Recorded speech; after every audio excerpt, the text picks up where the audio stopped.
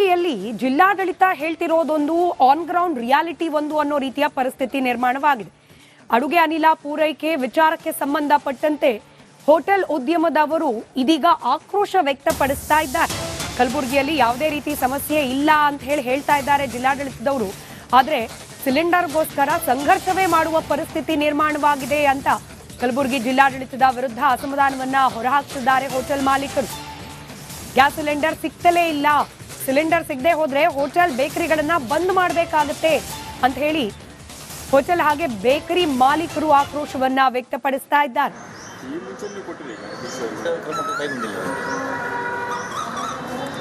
ದೃಶ್ಯದಲ್ಲಿ ಗಮನಿಸ್ತಾ ಇದ್ದೀರಿ, ಹೋಟೆಲ್ ಹಾಗೆ ಬೇಕರಿ ಮಾಲೀಕರ ಸಂಘ ಇದೀಗ ಜಿಲ್ಲಾಡಳಿತದ ವಿರುದ್ಧ ಆಕ್ರೋಶ ಅಸಮಾಧಾನವನ್ನ ಈ ರೀತಿಯಲ್ಲಿ ವ್ಯಕ್ತಪಡಿಸ್ತಾ ಇರೋದು.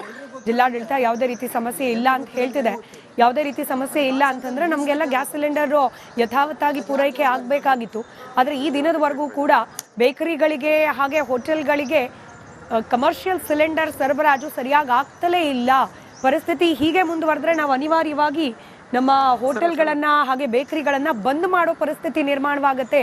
ಜಿಲ್ಲಾಡಳಿತ ಸುಳ್ಳು ಹೇಳೋದನ್ನ ನಿಲ್ಲಿಸಿ ಹೋಟೆಲ್ ಹಾಗೆ ಬೇಕರಿ ಮಾಲೀಕರ ಈ ಪರಿಸ್ಥಿತಿಗೆ ಸ್ಪಂದಿಸಬೇಕು ಅಂತ ಹೇಳಿ ತಮ್ಮ ಅಸಮಾಧಾನವನ್ನ ಹೊರಹಾಕ್ತಿದ್ದಾರೆ.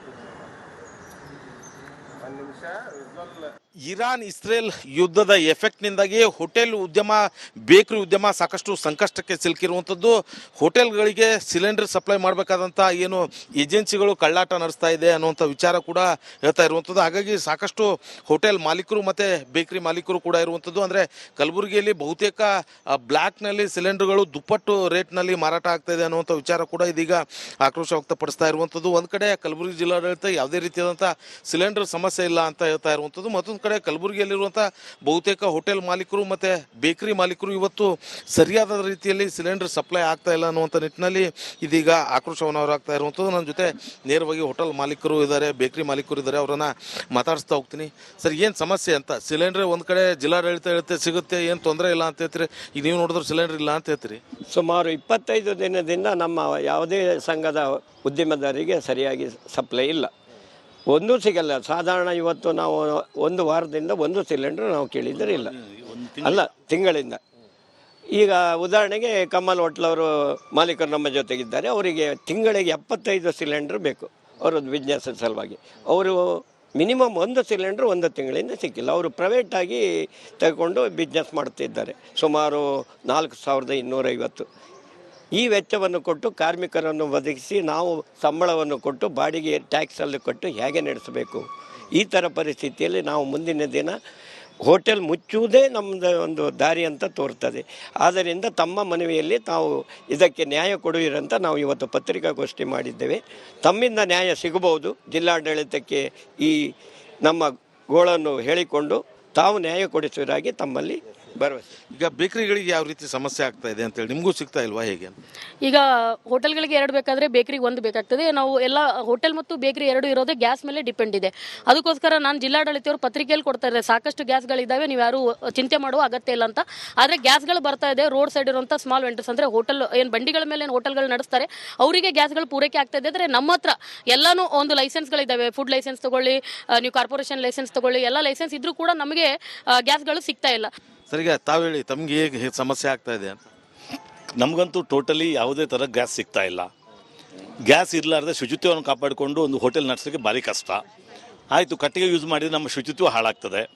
FSSAI ಅವರು ಅದಕ್ಕೂ ಅಬ್ಜೆಕ್ಷನ್ ಮಾಡ್ತಾರೆ. ಗ್ಯಾಸ್ ಅಂತೂ ಸಿಗ್ತಾ ಇಲ್ಲ. ಅಲ್ಲ ಈಗ ಆಹಾರ ಸಚಿವರೇ ಸೌದೆ ಒಲೆ ಉಪಯೋಗಿಸಿ ಅಂತ ಹೇಳ್ತಾ ಇದ್ದಾರೆ. ಸೌದೆ ಒಲೆ ಉಪಯೋಗಿಸಿದ್ರೆ ಏನಾಗ್ತದೆ ಅಂತ ಆಹಾರ ಸಚಿವರಿಗೆ ಗೊತ್ತಿಲ್ಲ. ಅದರಲ್ಲಿ ಬೂದಿ ಬರ್ತದೆ, ಹೊಗೆ ತುಂಬುತ್ತದೆ. ತಮ್ಮಂಥವ್ರಿಗೆ ಬಂದು ನನ್ನ ಹೋಟೆಲ್ ಕೂತ್ಕೊಳ್ಳಿಕ್ಕೆ ಸಾಧ್ಯ ಇಲ್ಲ ನಾನು ಅದು ಕಟ್ಟಿಗೆ ಒಲೆ ಯೂಸ್ ಮಾಡಿದರೆ. ಒಲೆ ಹೊಗೆ ಬರಲಾರ್ದಿರೋ ಕಟ್ಟಿಗೆ ಒಲೆ ಇದೆ ಅಂತೇಳಿ ಎಲ್ಲ ಕಡೆಯಲ್ಲಿ ಹೇಳ್ತಾರೆ. ಅದೇ ಒಲೆ ತಂದುಕೊಳ್ಳಿ ಇಲ್ಲಿ ಹೊಗೆ ಬರ್ತಾ ಇರ್ತದೆ. ಹಾಗಾಗಿ ಅದು ಸಕ್ಸಸ್ಫುಲ್ ಅಲ್ಲ. ಸೊ ಇದಿಷ್ಟು ಆ ಹೋಟೆಲ್ ಮಾಲೀಕರು ಮತ್ತು ಬೇಕರಿ ಮಾಲೀಕರು ಹೇಳ್ತಾ ಇರುವಂಥ ಮಾತು. ಅಂದರೆ ಸ್ಟ್ರೀಟ್ ವೆಂಡರ್ಸ್ಗಳಿಗೆ ಸಿಗುವಂಥ ಸಿಲಿಂಡರ್ ನಮಗೆ ಸಿಗ್ತಾ ಇಲ್ಲ. ಈ ಅನ್ಯಾಯವನ್ನು ಸರಿಪಡಿಸಬೇಕು ಅನ್ನುವಂಥ ನಿಟ್ಟಿನಲ್ಲಿ ಆಗ್ರಹ ಮಾಡೋದಕ್ಕೆ ಮುಂದಾಗ್ತಾ ಇರುವಂಥದ್ದು. ಒಂದು ವೇಳೆ ಈ ಅನ್ಯಾಯ ಸರಿಪಡಿಸದೇ ಹೋದರೆ ಮುಂದಿನ ದಿನಗಳಲ್ಲಿ ನಾವು ಹೋಟೆಲ್ ಮತ್ತು ಬೇಕರಿಗಳನ್ನು ಬಂದ್ ಮಾಡಬೇಕಾಗುತ್ತೆ ಅನ್ನುವಂಥ ಎಚ್ಚರಿಕೆಯನ್ನು ನೀಡ್ತಾ ಇರುವಂಥದ್ದು. ಮಾಲೀಕರು ಮತ್ತು ಬೇಕರಿ ಮಾಲೀಕರು ಇವತ್ತು ಸರಿಯಾದ ರೀತಿಯಲ್ಲಿ ಸಿಲಿಂಡರ್ ಸಪ್ಲೈ ಆಗ್ತಾ ಇಲ್ಲ ಅನ್ನುವಂಥ ನಿಟ್ಟಿನಲ್ಲಿ ಇದೀಗ ಆಕ್ರೋಶವನ್ನು ಹೊರಹಾಕ್ತಾ ಇರುವಂಥದ್ದು. ನನ್ನ ಜೊತೆ ನೇರವಾಗಿ ಹೋಟೆಲ್ ಮಾಲೀಕರು ಇದ್ದಾರೆ, ಬೇಕರಿ ಮಾಲೀಕರು ಇದ್ದಾರೆ, ಅವರನ್ನು ಮಾತಾಡಿಸ್ತಾ ಹೋಗ್ತೀನಿ. ಸರ್, ಏನು ಸಮಸ್ಯೆ ಅಂತ? ಸಿಲಿಂಡರ್ ಒಂದು ಕಡೆ ಜಿಲ್ಲಾಡಳಿತ ಹೇಳುತ್ತೆ ಸಿಗುತ್ತೆ, ಏನು ತೊಂದರೆ ಇಲ್ಲ ಅಂತ ಹೇಳ್ತೀರಿ, ಈಗ ನೀವು ನೋಡಿದ್ರೆ ಸಿಲಿಂಡರ್ ಇಲ್ಲ ಅಂತ ಹೇಳ್ತೀರಿ.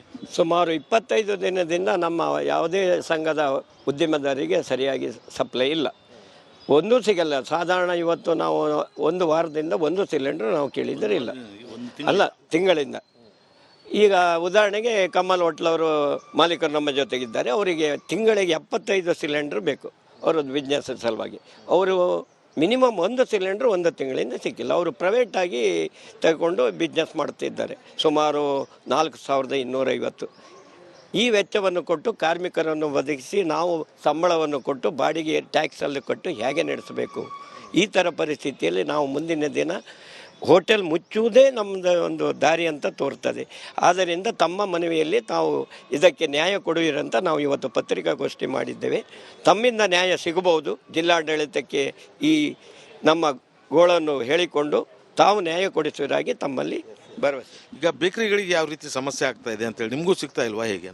ಈಗ ಹೋಟೆಲ್ಗಳಿಗೆ 2 ಬೇಕಾದರೆ ಬೇಕರಿಗೆ 1 ಬೇಕಾಗ್ತದೆ. ನಾವು ಎಲ್ಲ ಹೋಟೆಲ್ ಮತ್ತು ಬೇಕರಿ 2 ಇರೋದೇ ಗ್ಯಾಸ್ ಮೇಲೆ ಡಿಪೆಂಡ್ ಇದೆ. ಅದಕ್ಕೋಸ್ಕರ ನಾನು ಜಿಲ್ಲಾಡಳಿತವರು ಪತ್ರಿಕೆಯಲ್ಲಿ ಕೊಡ್ತಾ ಇದ್ದಾರೆ, ಸಾಕಷ್ಟು ಗ್ಯಾಸ್ಗಳಿದ್ದಾವೆ, ನೀವು ಯಾರು ಚಿಂತೆ ಮಾಡುವ ಅಗತ್ಯ ಇಲ್ಲ ಅಂತ. ಆದರೆ ಗ್ಯಾಸ್ಗಳು ಬರ್ತಾ ಇದೆ. ರೋಡ್ ಸೈಡ್ ಇರುವಂಥ ಸ್ಮಾಲ್ ವೆಂಡರ್ಸ್ ಅಂದರೆ ಹೋಟೆಲ್ ಏನು ಬಂಡಿಗಳ ಮೇಲೆ ಏನು ಹೋಟೆಲ್ಗಳು ನಡೆಸ್ತಾರೆ, ಅವರಿಗೆ ಗ್ಯಾಸ್ಗಳು ಪೂರೈಕೆ ಆಗ್ತಾ ಇದೆ. ಆದರೆ ನಮ್ಮ ಹತ್ರ ಎಲ್ಲನೂ ಒಂದು ಲೈಸೆನ್ಸ್ಗಳಿದ್ದಾವೆ. ಫುಡ್ ಲೈಸೆನ್ಸ್ ತಗೊಳ್ಳಿ, ನೀವು ಕಾರ್ಪೊರೇಷನ್ ಲೈಸೆನ್ಸ್ ತಗೊಳ್ಳಿ, ಎಲ್ಲ ಲೈಸೆನ್ಸ್ ಇದ್ರೂ ಕೂಡ ನಮಗೆ ಗ್ಯಾಸ್ಗಳು ಸಿಗ್ತಾ ಇಲ್ಲ. ಸರಿಗೆ ತಾವು ಹೇಳಿ, ತಮಗೆ ಹೇಗೆ ಸಮಸ್ಯೆ ಆಗ್ತಾ ಇದೆ ಅಂತ? ನಮಗಂತೂ ಟೋಟಲಿ ಯಾವುದೇ ಥರ ಗ್ಯಾಸ್ ಸಿಗ್ತಾ ಇಲ್ಲ. ಗ್ಯಾಸ್ ಇರಲಾರ್ದೆ ಶುಚಿತ್ವವನ್ನು ಕಾಪಾಡಿಕೊಂಡು ಒಂದು ಹೋಟೆಲ್ ನಡೆಸೋಕ್ಕೆ ಭಾರಿ ಕಷ್ಟ ಆಯಿತು. ಕಟ್ಟಿಗೆ ಯೂಸ್ ಮಾಡಿದರೆ ನಮ್ಮ ಶುಚಿತ್ವ ಹಾಳಾಗ್ತದೆ. FSSAI ಅವರು ಅದಕ್ಕೂ ಅಬ್ಜೆಕ್ಷನ್ ಮಾಡ್ತಾರೆ. ಗ್ಯಾಸ್ ಅಂತೂ ಸಿಗ್ತಾ ಇಲ್ಲ. ಅಲ್ಲ, ಈಗ ಆಹಾರ ಸಚಿವರೇ ಸೌದೆ ಒಲೆ ಉಪಯೋಗಿಸಿ ಅಂತ ಹೇಳ್ತಾ ಇದ್ದಾರೆ. ಸೌದೆ ಒಲೆ ಉಪಯೋಗಿಸಿದ್ರೆ ಏನಾಗ್ತದೆ ಅಂತ ಆಹಾರ ಸಚಿವರಿಗೆ ಗೊತ್ತಿಲ್ಲ. ಅದರಲ್ಲಿ ಬೂದಿ ಬರ್ತದೆ, ಹೊಗೆ ತುಂಬುತ್ತದೆ. ತಮ್ಮಂಥವ್ರಿಗೆ ಬಂದು ನನ್ನ ಹೋಟೆಲ್ ಕೂತ್ಕೊಳ್ಳಿಕ್ಕೆ ಸಾಧ್ಯ ಇಲ್ಲ ನಾನು ಅದು ಕಟ್ಟಿಗೆ ಒಲೆ ಯೂಸ್ ಮಾಡಿದರೆ. ಒಲೆ ಹೊಗೆ ಬರಲಾರ್ದಿರೋ ಕಟ್ಟಿಗೆ ಒಲೆ ಇದೆ ಅಂತೇಳಿ ಎಲ್ಲ ಕಡೆಯಲ್ಲಿ ಹೇಳ್ತಾರೆ. ಅದೇ ಒಲೆ ತಂದುಕೊಳ್ಳಿ ಇಲ್ಲಿ ಹೊಗೆ ಬರ್ತಾ ಇರ್ತದೆ. ಹಾಗಾಗಿ ಅದು ಸಕ್ಸಸ್ಫುಲ್ ಅಲ್ಲ. ಸೊ ಇದಿಷ್ಟು ಆ ಹೋಟೆಲ್ ಮಾಲೀಕರು ಮತ್ತು ಬೇಕರಿ ಮಾಲೀಕರು ಹೇಳ್ತಾ ಇರುವಂಥ ಮಾತು. ಅಂದರೆ ಸ್ಟ್ರೀಟ್ ವೆಂಡರ್ಸ್ಗಳಿಗೆ ಸಿಗುವಂಥ ಸಿಲಿಂಡರ್ ನಮಗೆ ಸಿಗ್ತಾ ಇಲ್ಲ, ಈ ಅನ್ಯಾಯವನ್ನು ಸರಿಪಡಿಸಬೇಕು ಅನ್ನುವಂಥ ನಿಟ್ಟಿನಲ್ಲಿ ಆಗ್ರಹ ಮಾಡೋದಕ್ಕೆ ಮುಂದಾಗ್ತಾ ಇರುವಂಥದ್ದು. ಒಂದು ವೇಳೆ ಈ ಅನ್ಯಾಯ ಸರಿಪಡಿಸದೇ ಹೋದರೆ ಮುಂದಿನ ದಿನಗಳಲ್ಲಿ ನಾವು ಹೋಟೆಲ್ ಮತ್ತು ಬೇಕರಿಗಳನ್ನು ಬಂದ್ ಮಾಡಬೇಕಾಗುತ್ತೆ ಅನ್ನುವಂಥ ಎಚ್ಚರಿಕೆಯನ್ನು ನೀಡ್ತಾ ಇರುವಂಥದ್ದು. ಹೇಳ್ತಾರೆ ಅದೇ ಒಲೆ ತಂದುಕೊಳ್ಳಿ ಇಲ್ಲಿ ಹೊಗೆ ಬರ್ತಾ ಇರ್ತದೆ.